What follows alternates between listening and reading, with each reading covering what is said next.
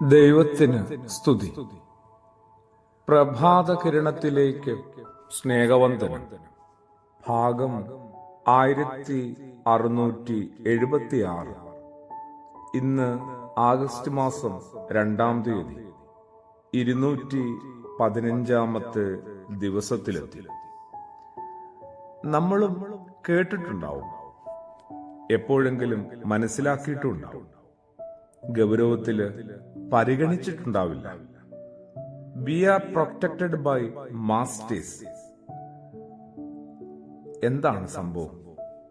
നമുക്ക് മുമ്പേ വന്നവരും നമ്മുടെ കൂടെയുള്ളവരുമായ അനേക ഗുരുക്കന്മാരുടെ സൗഹൃദവും സുഹൃതവുമൊക്കെയാണ് നമ്മളെ സംരക്ഷിച്ചത്, നമ്മളെ പരിപാലിച്ചതും പാകപ്പെടുത്തിയതും ഇങ്ങനെ നിലനിർത്തിയതുമൊക്കെ. അതേന്നെ, ഒന്ന് കണ്ണു തുറന്ന് നോക്കിയാല് ചുറ്റുമുള്ളവരുടെ സുഹൃതത്തിന്റെ സംരക്ഷണയിലായി നമ്മൾ ഓരോരുത്തരും. വിശുദ്ധനായ മത്തായി ശ്ലീഹായുടെ സുവിശേഷം 2-ാം അധ്യായത്തില് അങ്ങനെയൊരു സൂചനയുണ്ട്. ക്രിസ്തുയേശു ജനിച്ചപ്പോൾ പൗരസ്ത്യ ദേശത്തു നിന്നുള്ള ജ്ഞാനികള് യേശുവിനെ കാണാനായിട്ട് യെരുശലേമിലെത്തുകയാണ്. എവിടെയാണ് യഹൂദന്മാരുടെ രാജാവായി ജനിച്ചവൻ? ഇതായിരുന്നല്ലോ ആ വന്ന ജ്ഞാനികൾ അന്വേഷിച്ചുകൊണ്ടിരുന്നത്. അവർക്ക് ലഭിച്ച ഉത്തരം എന്തായിരുന്നു? യൂദായിലെ ബേത്ലഹേമിലാണ് യേശു ജനിച്ചിരിക്കുന്നത്. അതിന്റെ കാരണം മീഖ പ്രവചന ഗ്രന്ഥത്തില് അപ്രകാരം എഴുതിയിട്ടുണ്ട്: ബേത്ലഹേം ഏഫ്രത്ത, യൂദാ ഭവനങ്ങളിൽ നീ ചെറുതാണെങ്കിലും ഇസ്രായേലിനെ ഭരിക്കേണ്ടവൻ എനിക്കായി നിന്നിൽ നിന്ന് പുറപ്പെട്ടു. അങ്ങനെ കിഴക്കൊതിച്ച നക്ഷത്രം തെളിച്ച വഴിയിലൂടെ ജ്ഞാനികൾ സഞ്ചരിച്ചതായിട്ട് നമുക്കുമറിയാം. അവരുടെ ലക്ഷ്യമെന്തായിരുന്നു? യഹൂദന്മാരുടെ രാജാവായി ജനിച്ചവനെ കാണുക.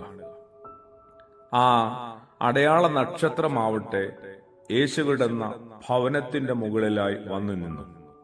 ജ്ഞാനികൾ ഭവനത്തിൽ പ്രവേശിച്ച് ശിശുവിനെ അമ്മയായ മറിയത്തോടുകൂടി കാണുകയും അവനെ കുമ്പിട്ട് ആരാധിക്കുകയും ചെയ്തു.